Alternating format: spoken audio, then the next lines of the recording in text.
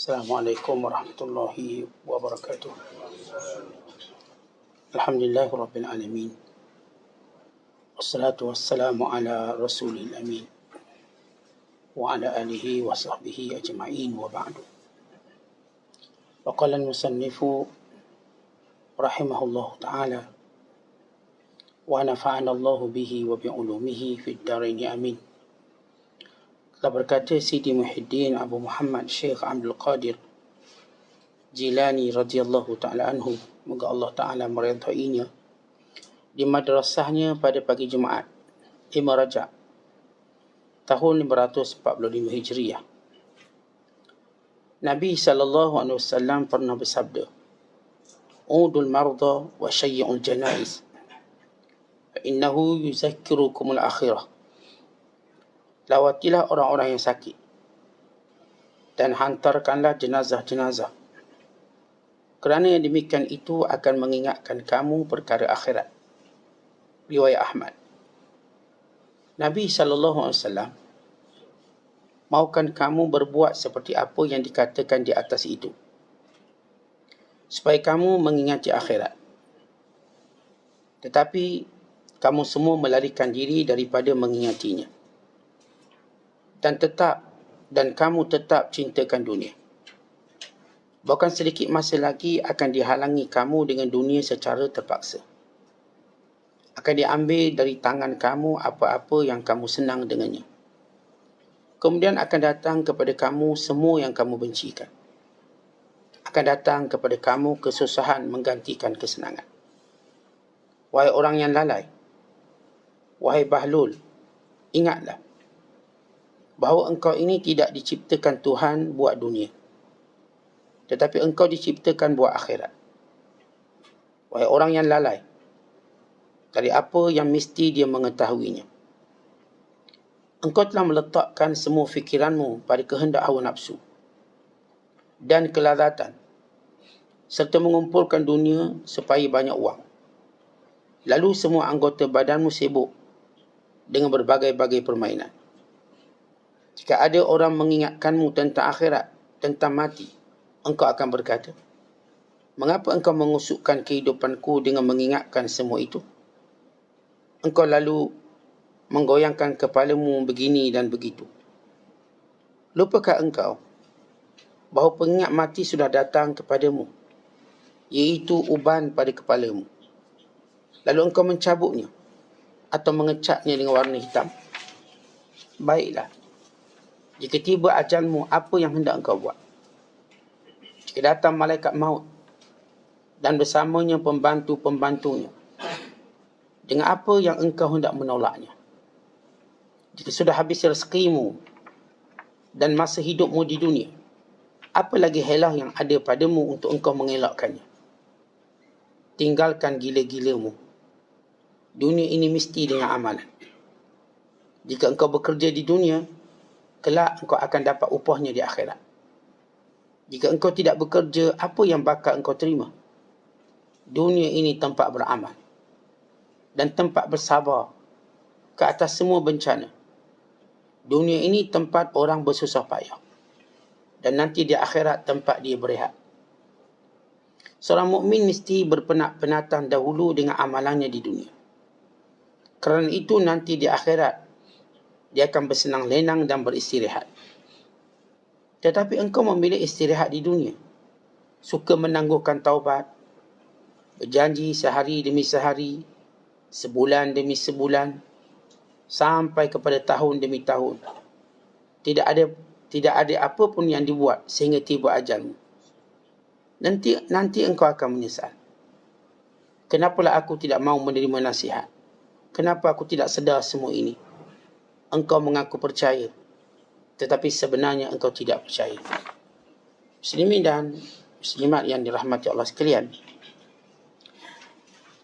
dalam satu hadis Nabi SAW mengingatkan kepada kita, berpesan kepada kita, "Udul marda", sentiasa ziarah orang sakit. "Wa syayyi'ul janaiza", dan sentiasa mengiringi jenazah. "Fa innahu tudzakirukumul akhirah", Kerana kedua-dua perkara ini mengingatkan kita kepada akhirat. Ada dua perkara yang disebut oleh baginda sallallahu alaihi wasallam yang menjadikan kita kembali mengingati nilai dunia. Selama kita hidup, lalu kita lalai, kita akan lihat perkara yang paling mahal dalam hidup ini adalah dunia. Kerana itu kita bersungguh-sungguh mencari dunia, bahkan sanggup mati untuknya. Bergaduh, berbalah, berdebat, berstrategi, berhelah. Bahkan kita sanggup putus saudara, putus sahabat. Bahkan kita sanggup mengkhianati, tikam belakang. Bahkan kita sanggup untuk bermusuh dengan siapa sahaja yang cuba merebut dunia kita. Walau yang kita rebut itu cumalah sampah. Walau yang kita rebut itu suatu yang nilainya tidak sama walaupun sebesar sayap nyamuk. Sabda Nabi SAW, "Lau kanatid dunya ta'jilu 'inda Allahi janaha ba'udatin, ma saqa minha kafiran." Kalau dunia ini ada nilai walau sebesar sebelah sayap nyamuk, orang kafir tak dapat minum di sini. Tetapi dunia ini ialah ujian. Waktu manusia berebut-rebut untuk mendapat dunia, mereka lupa nilai akhirat. Yang terbentang luas tak perlu berebut. Yang diberikan kepada sesiapa sahaja yang menginginkannya. Sedangkan dunia, semua yang inginkan, yang diberi hanya orang tertentu. Tidak semua diberikan. Ma qaddara lahu, kata Rasulullah. Yang diberi cuma apa yang sudah ditakdirkan, itu sahaja. Walaupun kita lihat beratus berlari, yang dapat nombor satu cuma seorang. Beribu berlari, yang dapat hadiah mungkin 10 orang. Yang kecewa ribuan manusia. Begitulah perlombaan dunia. Sedangkan perlombaan akhirat, semua dapat hadiah. Umpama seorang pemurah yang buat pertandingan. Buat pertandingan, dia pun beritahu kalau pertandingan mengair ni, dia sponsor semua hadiah. Dia kata siapa menang, dapatlah hadiah motosikal. Nombor 2, dapat hadiah basikal. Nombor 3, dapatlah hadiah sekian pinggan mangkuk itu dan ini. Dan ketika mana mereka bersungguh-sungguh bertanding, lalu simbol pemurah yang baik ini merancang nak beri semua hadiah. Akhir semua peserta dapat hadiah. Dapat baju percuma, topi percuma, dapat sebatang diorang semua dapat. Kerana pertandingan ini yang buat orang pemurah, bukan orang kedekut. Demikian juga hal akhirat. Akhirat ini Allah beri persaingan, Allah yang maha pemurah. Siapa pun yang masuk dalam persaingan ini akan dapat hadiah. Walaupun sebesar zarah dibuat baik, dapat hadiah. Dapat ganjaran. Tanpa ada pun yang diketepikan. Sabda Nabi SAW, "Kullu ummati yadkhuluna al-jannata illa man aba." Semua umat aku masuk syurga, melainkan yang tak nak masuk. Bayangkan mana ada tawaran macam tu. Kalau dunia, semua nak menang, melainkan seorang yang akan menang. Kalau akhirat, semua boleh menang, melainkan yang tak nak menang. Yang tidak mahu masuk. Sebab sekali saja mereka masuk dalam persaingan akhirat, mereka sudah mendapat rahmat Allah. Mereka sudah mendapat segala balasan Allah yang Allah janjikan. Kerana itu Rasulullah SAW menunjukkan kepada kita dua perkara yang menjadikan nilai dunia itu akan surut. Supaya kita tengok dunia dengan nilai sebenar. Jangan menjadi orang yang bodoh, dilelong lukisan yang kosong, dibidar dengan harga juta, rupanya tidak ada apa. Ia cuma ego untuk kita bersaing. Siapa yang boleh beli lebih mahal, walau ia tidak ada nilai. Hanya sekeping kertas, lakaran, gambar buah, gambar pasu. Berapa harga? 20 juta dolar USD. Harga lukisan, buahan, lepas tu letak pasu satu. Nilai dia 20 juta. Ini kalau beli buah betul berapa puluh kontainer. Tapi kebodohan itu yang menjadikan kita letak nilai. Masing-masing bersaing dengan ego. Masuk ego, yang ni bidar 1 juta, 2 juta, akhirnya letak harga 20 juta. Tak lukisan, gambar, ni Mona Lisa. Tak gambar. Berapa bidar? Sampai 100 juta. Ia cuma gambar seorang perempuan ni, ada duit ni boleh kahwin 4. Dia cari lebih lawa pada Mona Lisa tu. Tapi bila kebodohan manusia, lalu meletakkan nilai tadi. Lalu mereka kata ini seni hanya dipahami oleh ahlinya. Demikian juga bila disebut ini dunia dipahami oleh ahlinya. Walau ia merugikan. Ia merugikan manusia. Allah beri kita dengan Rasulullah tunjuk pada kita dua benda yang jadikan nilai dunia akan susut. Pertama, tengok orang sakit. Contoh kita tengok orang sakit, patah tangan, patah kaki. Dipotong kaki. Tengok. Apa nilai dunia untuk dia sekarang? Yang cuma duduk atas katil, tak boleh bergerak ke mana-mana. Yang sakit, tak boleh makan tu, tak boleh makan ni. Habis awak boleh makan apa? Saya boleh makan obat je, Ustaz. Semua tak boleh. Apa nilai dunia kalau kita tengok dia ni? Okay, kita dapat tak? Dan apa yang menimpa dia akan menimpa kita satu hari nanti. Kita semua tuan-tuan ialah orang yang menunggu giliran. Cepat atau lambat. Kita tak boleh ketahukan orang sakit sebab sakit tu juga akan datang pada kita. Kita tengok orang tua lah berjalan slow yang tua. Benda yang sama akan kita lalui. Nanti kita sakit lutut, sakit kaki, semua sakit. Mata pun sakit. Bila kita tengok orang sakit, waimah yang kita katakan terlantar di hospital, terlantar di rumah. Atau orang-orang setiap hari bercakap dengan kita, Ustaz, saya sakit kepala, sakit tangan. Rasa kebah tangan, kebah kaki. Nafas sempit, sikit je dapat nafas. Tuan-tuan, apa nilai orang ni kalau kita bentangkan dunia depan dia? Tak ada nilai. Dia cuma tengok. Dia tak boleh buat apa-apa. Kemudian kita tengok pula yang kedua, jenazah.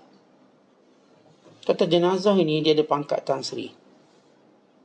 Jenazah ini tuan-tuan dia adalah sultan di sebuah negeri. Jenazah ini dia lah orang yang paling kaya di dunia satu ketika dahulu. Baik, bila kita lihat jenazah, apa yang dia dapat pakai, apa yang dia dapat ambil? Dia tak dapat apa. Dia cuma manusia bersedia untuk mengkebumikan dia. Membuangkan nama dia daripada senarai ahli dunia dan segala pemilikan hartanya. Maka hartanya tidak lagi jadi milik dia. Walau yang berusaha keras dia. Yang baiki rumah tu, yang naik bumbung dia.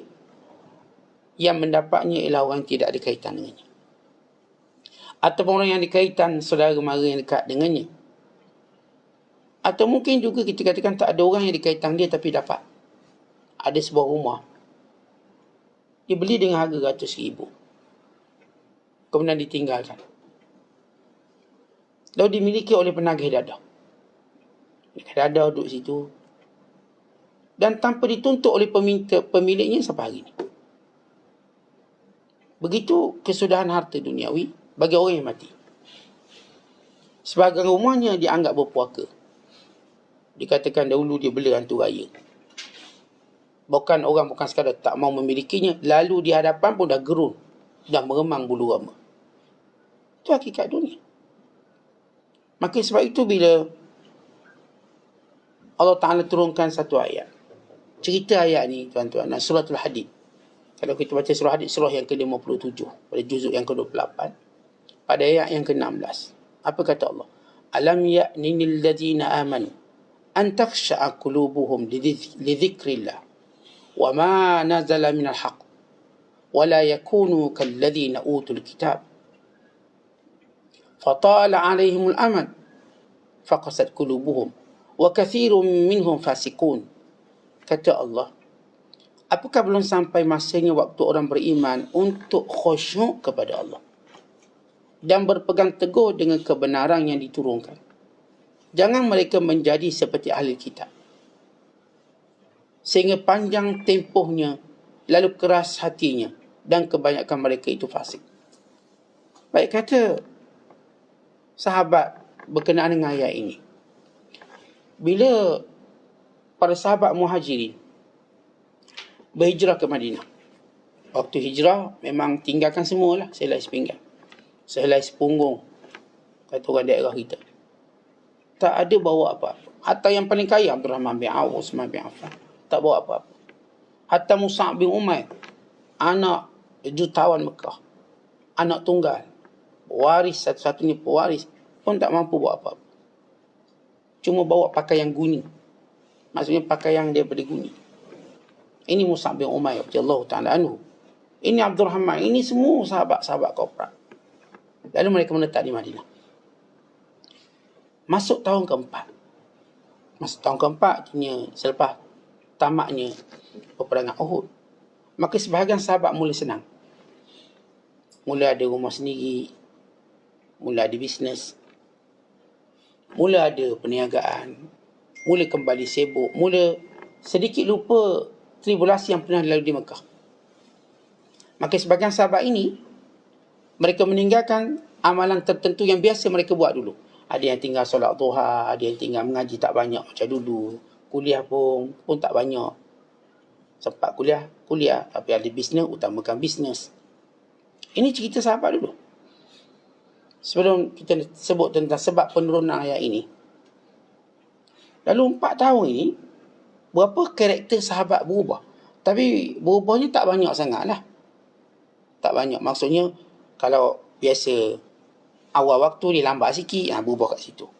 Yang biasa duha, kalau sama ada dia tak duha atau duha lambat. Yang biasa mengaji Quran sejuzuk jadi setengah juzuk. Sebab orang sibuk macam mana. Yang biasa sempat jumpa Rasulullah, tak sempat jumpa lah.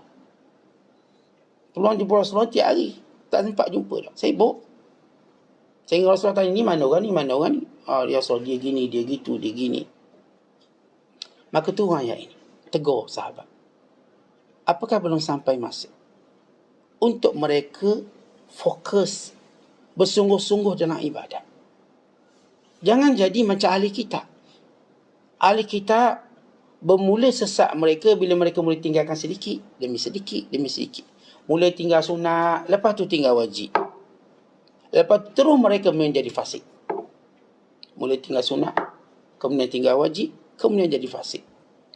Ia akan berlaku kepada kamu, kata Allah. Tetapi bila turun ayat ini, sahabat mula sedar. Ya Allah. Allah baru uji sikit. Akhirnya ada benda ibadat biasa buat, lupa. Turun ayat ini menegur orang beriman. Alam ya'ni lilladzina amanu an takhsha'a qulubuhum li dzikrillah. Tak sampaikah lagi waktunya? Apakah belum ini waktunya untuk kamu khusyuk, kekal istiqamah dengan ibadat yang kamu buat, tanpa kamu tangguhkan atau kurangkan? Sebab itu keaiban di sisi orang beriman, bila kita buat sesuatu lalu kita tinggalkan. Kita buat suatu kebaikan dalam satu hari dalam kehidupan kita, lalu kita tinggalkan. Maka ini keaiban. Kalau tuan-tuan pernah mengaji, tuan-tuan tak ngaji, aib. Tuan-tuan orang yang belajar, tiba-tiba tuan-tuan tinggalkan belajar, ini aib besar. Aib ini tuan-tuan akan menjadi seperti ahli kitab. Apa dia? Dipanggil tolal amat.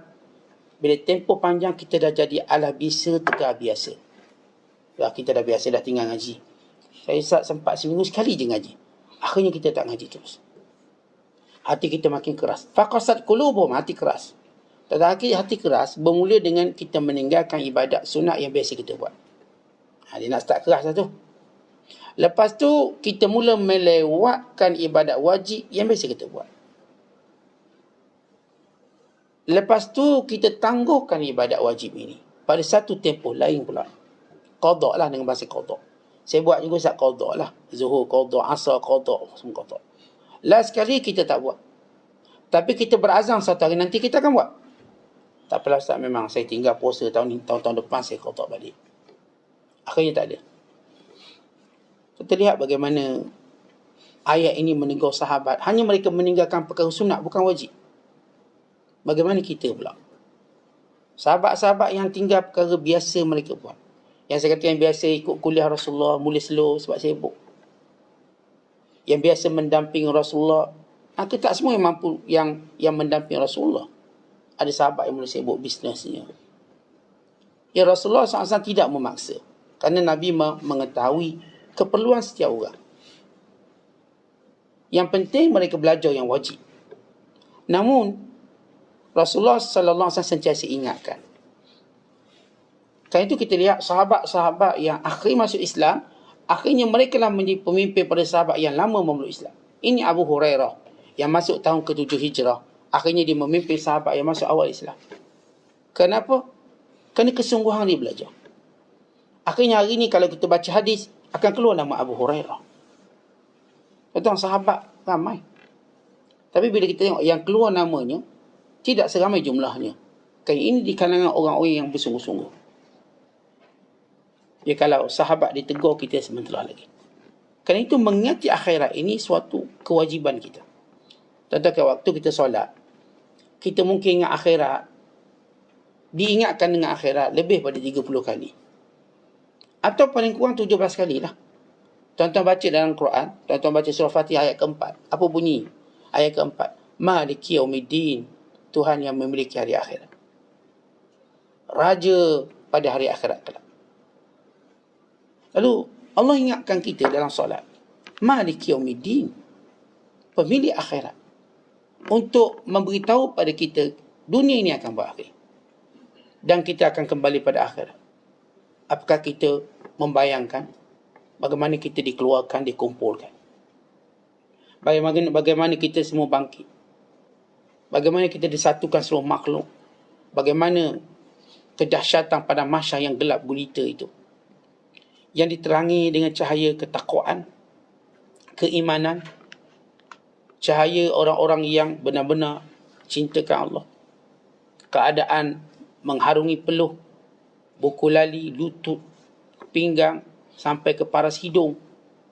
Matahari yang mendekat seperti sejengkal. Keadaan yang begitu menakutkan sehingga para Nabi hanya menuturkan kata salim, salim, ya Allah selamatkan aku. Ya Allah selamatkan aku. Hari yang Allah Ta'ala sebut, yauma la yanfa'u malun wala banun illa man atallaha biqalbin salim.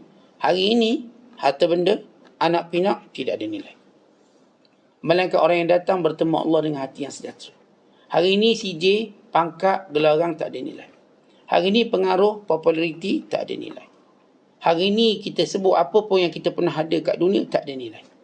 Kita bangkit dalam keadaan kosong. Kita bangkit dalam keadaan pertama kita rasa semua ni sama. Tak ada lagi orang melihat, oh ini kan dulu raja untuk saya hormati. Ini kan dulu tuan guru untuk saya muliakan. Ini kan dahulu sekian. Tak ada. Hatta antara ibu dan ayah tidak mengenali antara satu sama lain. Wa taqatta'at bihimul asbab. Hari itu terputus segala sebab yang pernah menghubungkan manusia. Kita kat dunia, tuan-tuan, dek kanan ada sebab ni, kita pun hormat, respect, kagum, merendah diri. Ni mak kita, ni ayah kita. Kat sana tak ada orang melihat mak dia itu mak, ayah itu ayah, raja itu raja, tok guru itu tok guru. Tak ada. Semua melihat dirinya, apakah dia akan binasa atau selamat. Hatta para Nabi. Para Nabi tunduk kepala lalu berkata, salim, salim ya Allah. Selamatkan aku. Selamatkan aku. Hari itu tidak ada orang berfikir melainkan diri dia. Tuan-tuan lihat, hari tak ada orang fikir melainkan dirinya. Apakah hari ini kita harap syafaat sesiapa?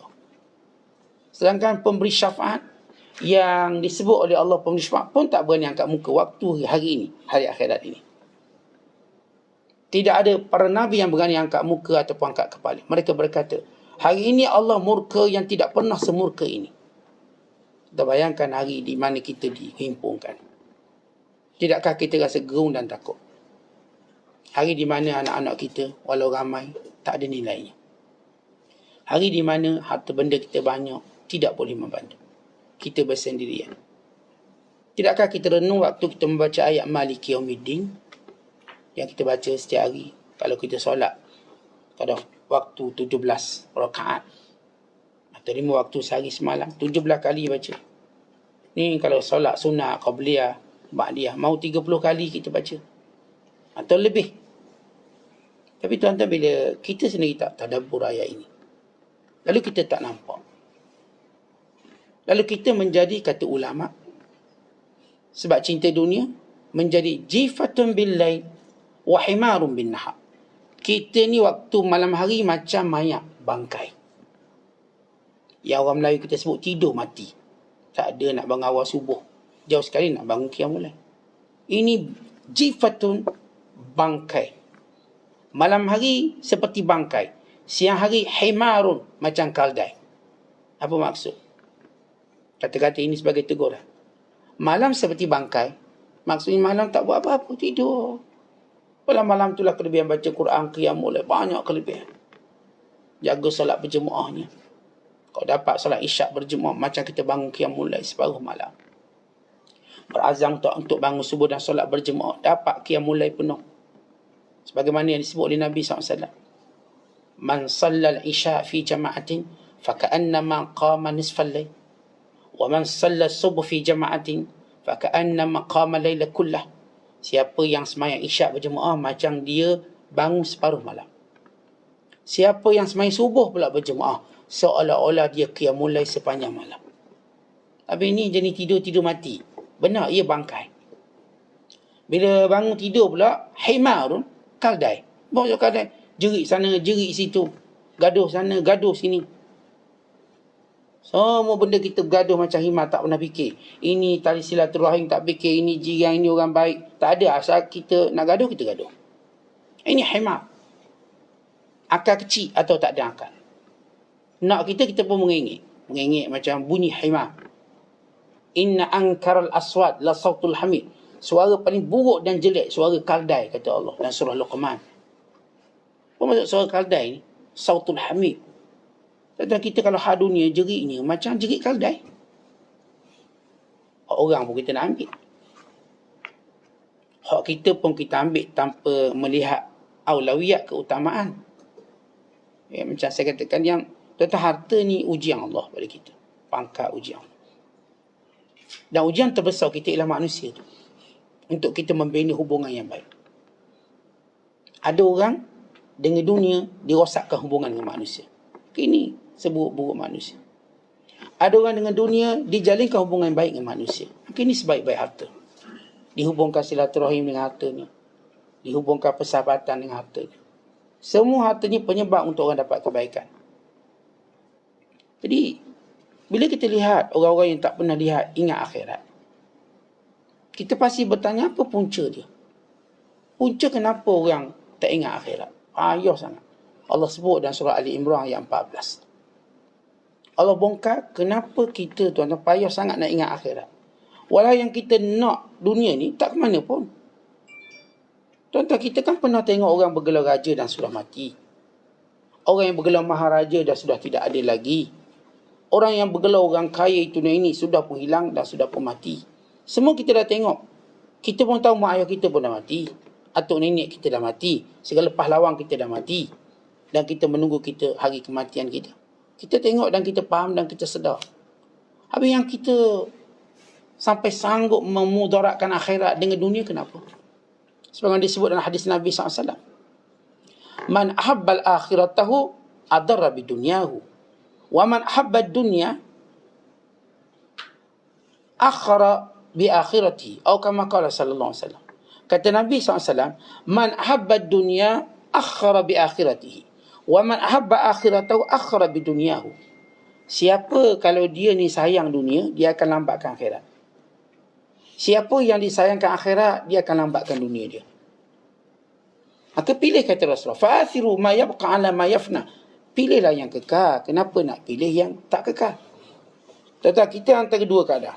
Wa imma kita lebihkan akhirat, maka kita akan lambatkan dunia. Sebab dua tu tak boleh datang serentak. Kalau kita utamakan dunia, kita akan lambatkan akhirat. Kita ada dua pilihan. Kita nak jadi pencinta akhirat, lalu kita kena lambatkan dunia sekejap. Dunia kena tunggu sekejap. Dia kena tunggu turn dia, giliran dia untuk kita habiskan urusan akhirat kita. Tapi kalau orang tu cintakan dunia, akhirat kena tunggu turn dia. Tunggulah Ustaz, kalau saya ada masa, saya kuliah. Tunggu saya ada masa. Ya, kuliah kena tunggu turn. Tunggulah Pak Imam, kalau saya ada masa, saya datanglah solat Jumaat. Sebab saya tengah sibuk. Turn solat Jumaat tu kemudian. Kenapa? Kita dah tahu. Kerana dia cinta dunia. Ini kita dah tahu. Kerana dia cinta akhirat. Antara dua. Sebab itu para ulama menyebut tentang 7 sifat pencinta dunia. Sebelum kita sebut kenapa manusia ni cinta dunia sangat, dalam surah Al-Imran ayat 14 yang kita akan bacakan nanti, kita nak sebut dulu sifat ahli dunia yang disebut oleh ulama. Mereka ada 7 sifat utama. Yang pertama, mereka akan bersegera dengan dunia. At-taharuk li dunia. Ini kalau cerita bab janji dunia, cepat. Okay, 3 pagi kita fly ni. Boleh? 2 pagi dia bangun. Tahap 3 pagi gerak. Okey, kita 4 pagi kena beratur ni nak pergi Cameron Highland. Bangun. Kali pertama dia bangun 4 pagi. Sebab apa nak? Cameron Highland. Pergi. Nasib tak kena tanah runtuh. Pergi. Taharuk dia untuk dunia cepat daripada akhirat. Luar biasa. Kalau panggil akhirat, subuh. Saya pun tak tahu, sampai sekarang saya tak tahu macam mana nak bangun subuh. Umur dia dah 50, dia masih belum tahu macam mana cara nak bangun awal subuh. Tapi kalau kita janji dia nak buat urusan dunia, boleh Ustaz, saya boleh bangun. Boleh awak drive saya 3 pagi? Boleh, beres. Boleh bangun subuh? Tahu tak tahu Ustaz, kenapa payah bangun subuh. Kita ada orang perangai macam ni. Dan dia tak cari solusi pun. Ya betul, ada setengah orang memang saya kata ada masalah bangun. Tapi dia mesti cari solusi, tidur awal, seorang gerak. Ataupun Ustaz boleh tak Ustaz tolong gerak saya. Macam tu. Agak payah sangat. Ustaz degi rumah saya gerak. Nabi SAW gerak menantu dia. Ketuk, bangun. Gerak, Ali gerak, Fatimah. Rumah berhasil dengan gerak. Saya ingat mak saudara saya kalau dia pergi sembahyang subuh, dia lalu kat rumah saya. Rumah dia depan, rumah saya belakang. Apa yang dia buat? Dia goncang rumah saya tu. Goncang. Makcik tu tua tau. Dia ketuk, gang, subuh. Ini bukan rumah dia ni. Rumah anak saudara. Rumah adik ipar dia. Setiap kali dekat subuh, dia bangun awal sikit. Lagi sejam nak subuh, setengah jam. Lalu jalan. Ni kalau hantu tengok dia, hantu pun lagi tengok dia. Ni orang berani. Dia bongkok. Orangnya bongkok. Tapi bila dia mati, Allah jadikan jasadnya lurus. Memang suka mengaji Quran, suka dengar kuliah. Bersabar dengan bersenian janda lama. Sabar. Untuk bela anak. Lalu rumah saya dia akan ketuk sekuat. Bangun subuh. Saya sentiasa bangun subuh kerana ketukkan dia kuat. Termasuk mak saya sekali. Mak kita pun dah bangun awal ni. Mak saudara ni lagi awal. Ni lagi power. Ini antara orang yang mak saya takut. Tengok mak kita macam power. Tapi tengok mak saudara, lagi power mak saudara. Hanya kerana dia lebih dekat dengan Allah secara amalan dia. Artinya tuan-tuan, ada usaha untuk bangun. Tapi kalau orang ni, saya katakan cuma terus akhirat, dia tu beri alasan. Saya kata alasan tak membantu kita. Solusi di mana? Cari solusi. Kalau awak cuma duduk depan ustaz untuk beri alasan, buat apa? Minta solusi. Macam mana saya nak bangun subuh? Macam mana saya nak bangun qiyamul lail? Baik, sifat mereka pertama, taharuk li dunia. Cepat mereka untuk urusan dunia. Kalau tuan-tuan janji dunia, memang cepat. Cukup orang ni kita memang boleh kata pancur untuk urusan dunia dia. Yang kedua sifat dia, seringkas. Ada mutadzakkul akhirat. Dia tak akan ingat akhirat. Bahkan kalau kita cerita akhirat, macam Syekh Abdul Qadir sebut tadi lah. Apa pula nak cerita hal ni? Pula ni saya ni kan fikir nak hidup lagi ni. Saya kan fikir itu dan ini. Tuan-tuan, dia lupa ubang atas kepala dia. Dia lupa sakit dia macam-macam. Tak nak. Jangan cerita bab akhirat. Jangan cerita bab mati. Dia marah pula kita cerita bab akhirat. Kerana dia nak senang di dunia. Sebab tu orang macam tak akan ingat akhirat. Tak akan suka pun dengar hal akhirat. Tak suka. Dia pun tak mau tahu apa itu akhirat. Dia nak tahu tentang bursa saham. Stok hadapan. Unjuran keuntungan. Bla bla bla. Semua dia nak tahu. Dia pun nak tahu gosip artis. Nak tahu. Padahal tak ada apa faedah. Tapi dia tidak mau tahu tentang akhirat. Yang dia sebahagian daripada ahli akhirat. Sebahagian daripada penduduk akhirat nanti. Yang akan berdiri pada mahsyar, yang akan menunggu buku catatan, yang akan ditimbang amalan, yang akan melintasi sirat yang terbentang di atas api neraka. Maka ketika itu dia kena tahu keadaan akhirat. Tapi orang ni tuan-tuan, dia tak nak ingat akhirat. Yang ketiga kata ulama', dia sentiasa ditipu dengan kesihatan tubuh badan dia, ke harta yang banyak, ditipu. Saya sihat lagi, tak apa dah sihat. Saya muda lagi, saya harta banyak, nikmat ni perlu dinikmati. Akhirnya tuan-tuan, dia bermain-main dengan tiga ni. Kesihatan dia, afiat, kesejahteraan hidup dia, nikmat. Semuanya digunakan untuk dia terus enjoy di dunia. Kita dia ajar, kau sihat tu badan untuk buat ibadat lebih banyak. Kalau kita ada harta, untuk kita buat kebajikan lebih banyak. Sebab itu simpanan kita di hari akhirat kelak. Tuan-tuan, siapa nak puasa untuk kita kalau kita mati nanti? Tak ada. Siapa nak tolong baca Quran untuk kita bila kita mati? Ada ke? Ada ustaz ni jemaah surau. Baca kali, berapa kali dia boleh baca? Apakah sama macam kita baca? Ikhlas dan sebagainya. Kalau kita baca pun tak berapa ikhlas, jangan harap dia orang baca ikhlas. Siapa nak buat semua ibadat-ibadat yang dahulu kalau kita dalam keadaan sihat, kita boleh buat.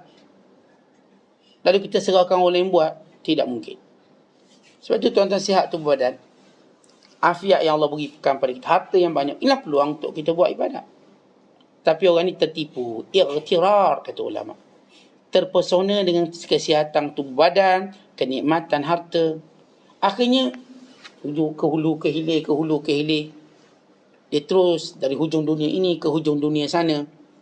Dia lupa tentang akhirat yang tiada penghujung. Seluas dunia ni, dia ada tengah tepi. Dia punya ending dia. Dia ada khitam. Akhirat tidak ada kesudahan.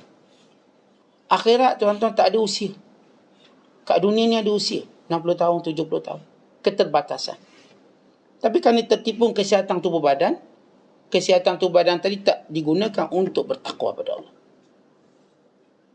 Harta benda yang banyak tidak digunakan untuk meraih syurga. Sebagaimana para sahabat yang dipuji oleh Nabi SAW. Zahaba ahlul duthur bil ujur. Orang kaya yang mempahala yang banyak. Yang keempat, tanda sifat ahli dunia ini, apa pun pergantungan dan pengaduan dia bukan kepada Allah. Tak adalah nak doa pada Allah, nak mengharap Allah, tak ada. Semua dia kabel tu, kabel ni. Saya kenal YB tu, saya kenal YB ni, menteri tu, menteri. Itu je pengaduan dia. Saya kenal ketua polis, saya kenal ketua penyamu, saya kenal. Semua saya kenal. Dia cuma pengaduannya pada manusia. Dia rasa kabel itu kuat. Dia lupa tentang Allah Ta'ala yang boleh memutuskan semua kabel ini. Yang boleh menjadikan Allah benci, menjadikan Allah campakkan kebencian orang ni pada dia. Dalam hadis, Nabi SAW pernah mengingatkan kita. Wa ma aqbala 'abdun 'ala Allahi biqalbihi illa ja'ala Allahu qulubal mu'minin tanqadu ilaihi bil wuddi war rahmah. Wa kana Allahu ilaihi bikulli khairin asra'u.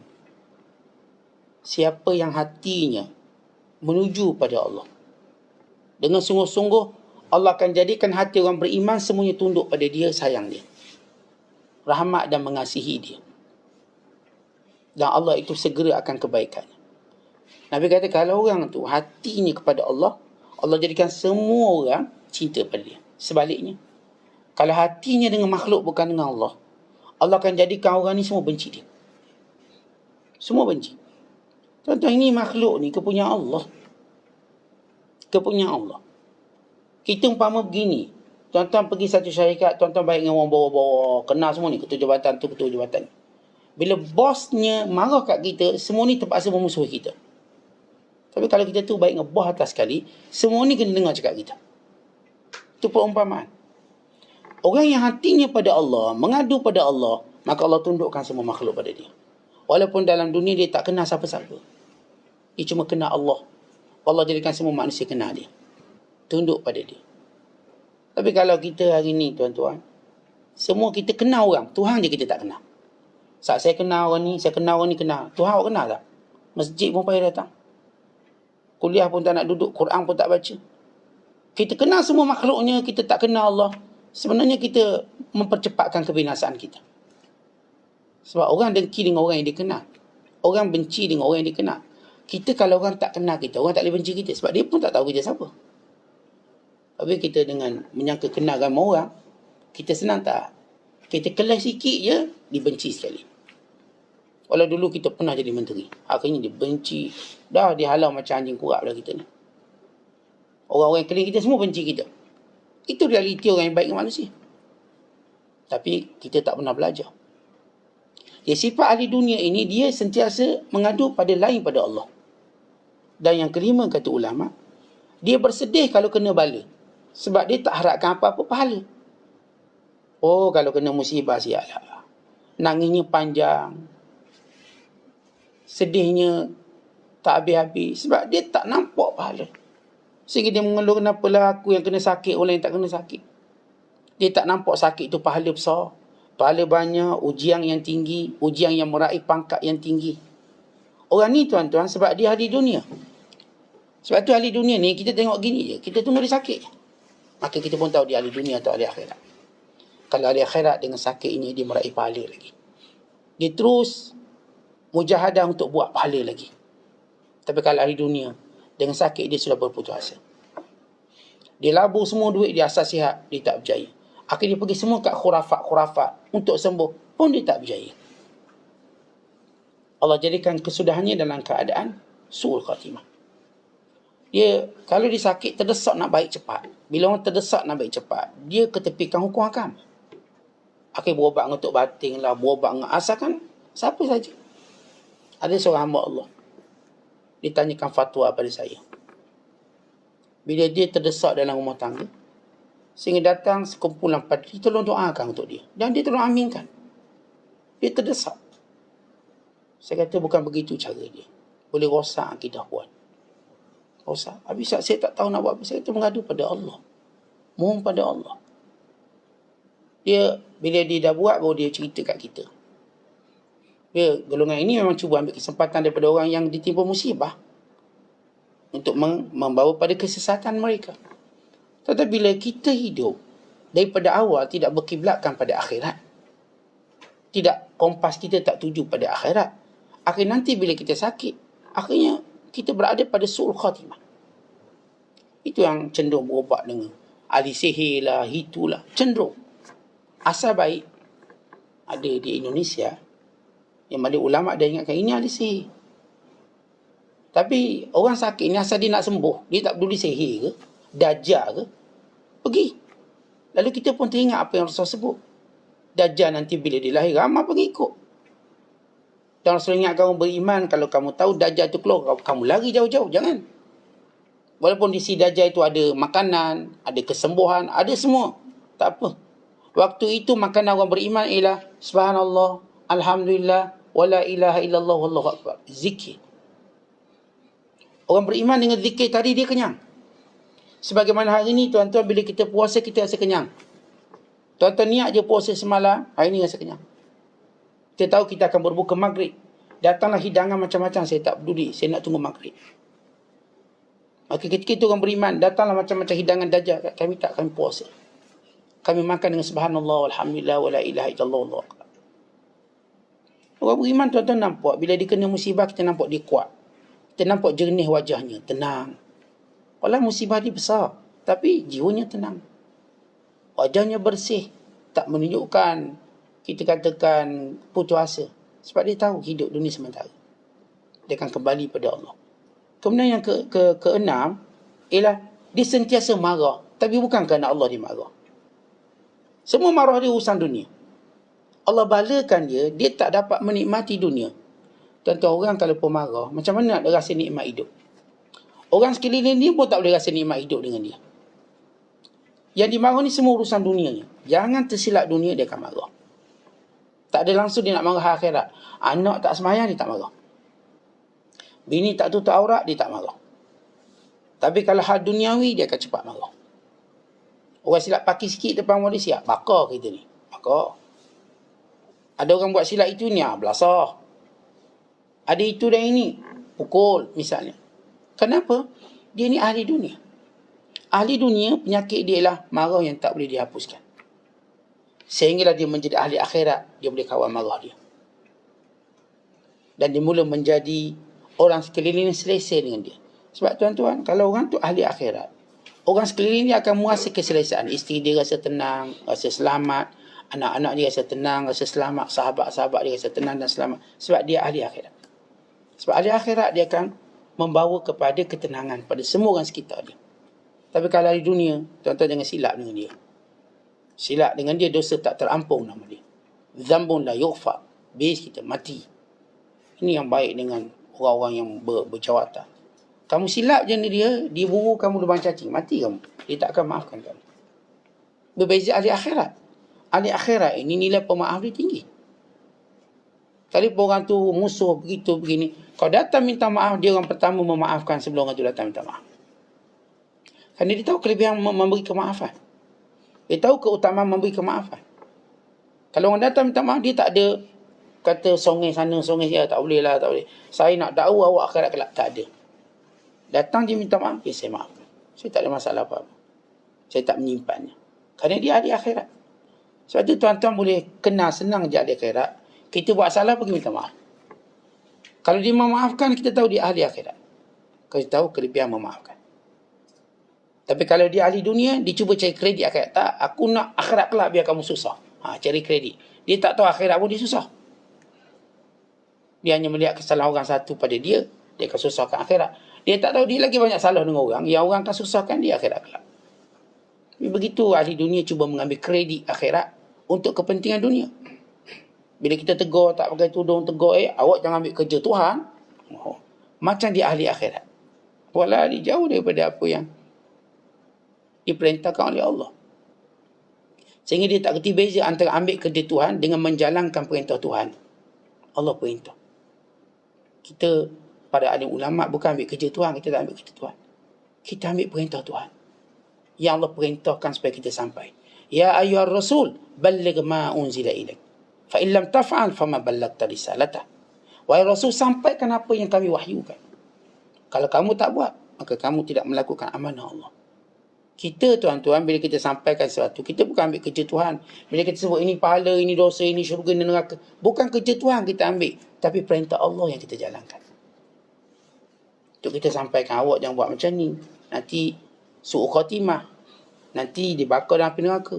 Awak jangan ambil kerja Tuhan, nak kata saya ahli neraka. Tak, saya nak beritahu apa yang Allah beritahu saya. Apa yang Rasulullah beritahu saya, perbuatan ini boleh masuk neraka. Awak ni kalau ambil riba, makna awak berperang dengan Tuhan. Kenapa? Ustaz jumpa Tuhan ke beritahu kat ustaz ni? Tak, saya beritahu apa yang Allah sebut dalam Quran. Itu Allah perintahkan. Ini tentang orang-orang jahil yang gunakan akhirat untuk pertahankan kejahatan dia. Akhirat ni untuk kita berubah jadi baik. Bukan menggunakan akhirat untuk pertahankan kejahatan dunia kita. Tak apalah, kan ini urusan saya dengan Allah. Janganlah peduli. Kuburkan asing-asing. Kau tahu pula di kubur asing-asing. Bukan asing-asing. Kalau kena azab, saya bukan awak. Jangan peduli. Dia ingat azab tu macam dia kena belasah tepi jalan. Ini kebodohan orang. Orang kalau bodoh macam gini, maka suka untuk kita obat dia. Sebab dia jenis orang sakit, tak tahu sakit. Doktor pun tak boleh buat apa. Orang sakit yang tak tahu dia sakit. Dan yang ketujuh, dia kurang terkesan dengan setiap peringatan Allah, peringatan Rasul dan peringatan orang beriman. Kurang terkesan. Tuan-tuan, kita duduk ceramah, kita duduk tazkirah, kita beri nasihat, kita jumpa, dia tak terkesan. Hatinya keras. Orang lain kalau cerita bab mati, tu tunduk, ya Allah, betul lah. Saya tengok kawan saya, harta banyak, tiba mati tinggal semua. Saya insaf. Dia tengok kawan dia aksiden. Dia datang, insaf Allah, ini hidup. Orang ni, tuan-tuan, ahli akhirat. Dia tengok apa pun menginsafkan dia. Tapi orang tengok depan mata orang mati, depan mata orang ni sakit. Tak, dia macam perangai dia. Ini ahli dunia. Qalilut ta'athur. Dia tidak terkesan bil mau'izah, dengan setiap mau'izah peringatan daripada Tuhan. Wa imam melalui kejadian alam, ataupun melalui tazkirah dan peringatan. Mereka ini, kata Rasulullah, macam orang munafik. Bila dia diuji oleh Allah, dia macam binatang. Dia tak tahu kenapa diikat, kenapa dilepaskan. Tapi orang beriman, bila datang demam, dia pun dah tahu, ni mungkin dosa saya ni. Datang sikit je kesan, tahu mungkin saya sombong kok, Allah pun tegur saya. Terus dia nampak. Dia dengan cepat relate kan dosa dia dengan apa yang berlaku. Sebab apa? Sebab dia ahli akhirat. Tapi orang jenis munafik macam gini, datanglah bala bersama mana pun, turun, ribut, tahu apa, dia tak nampak bala Tuhan. Bila dia terlepas, dia pun rasa dia hero.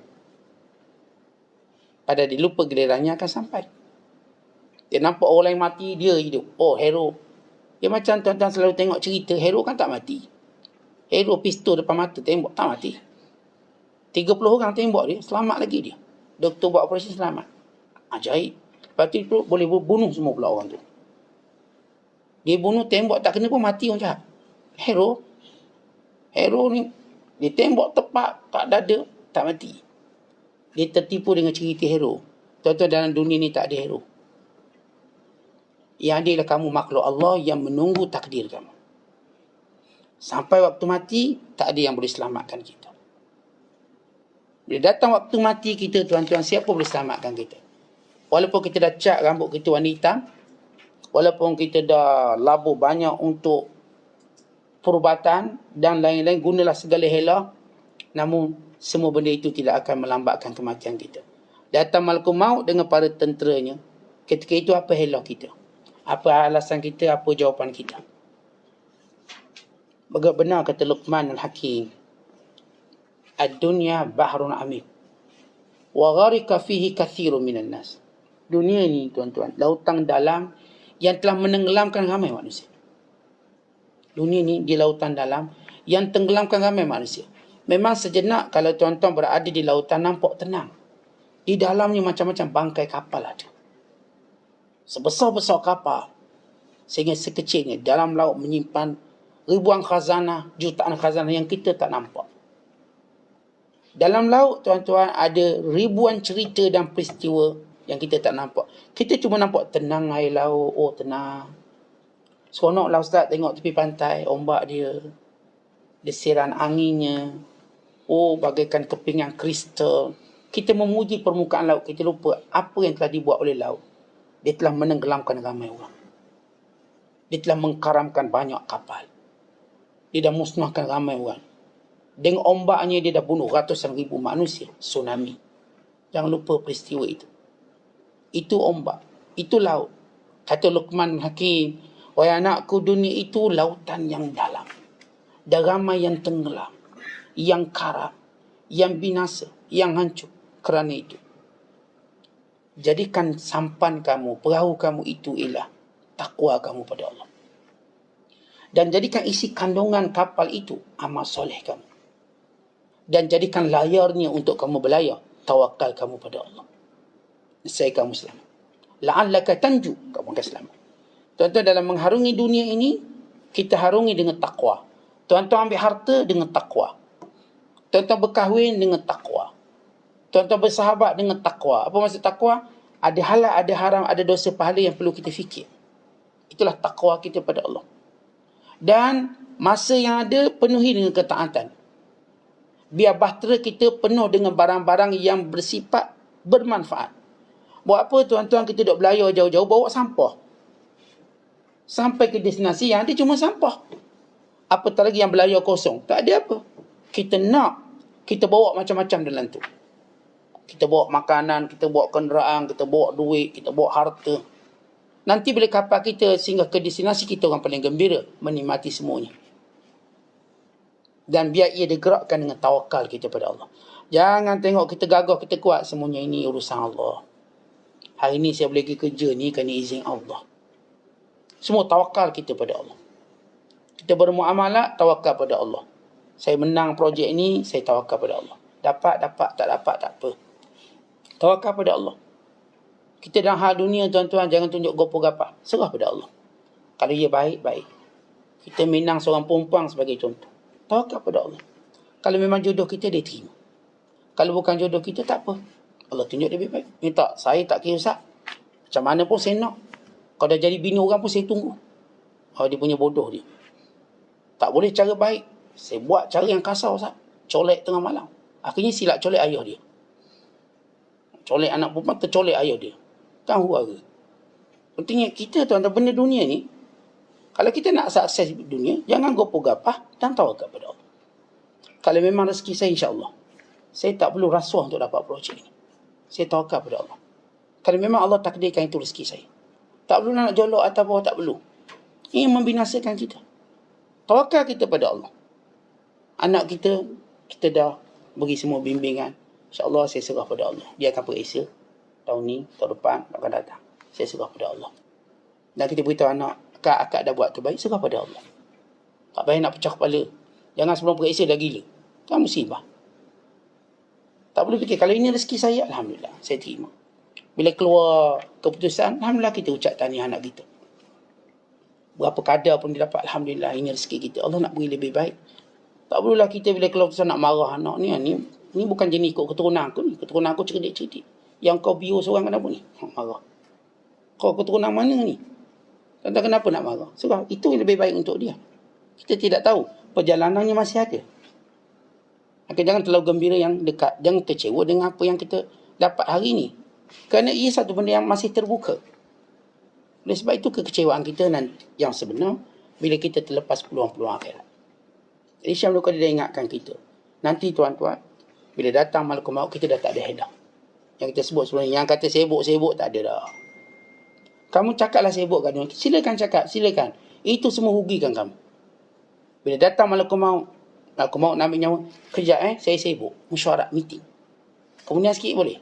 Dia tampar je kita. Tuan-tuan jangan. Satu benda yang mengaibkan bila kita gunakan sibuk untuk merugikan diri sendiri. Kita elakkan perkataan sibuk yang merugikan diri kita. Kita ni ada peluang kat dunia untuk berpenak-penak seketika dengan amal soleh kita.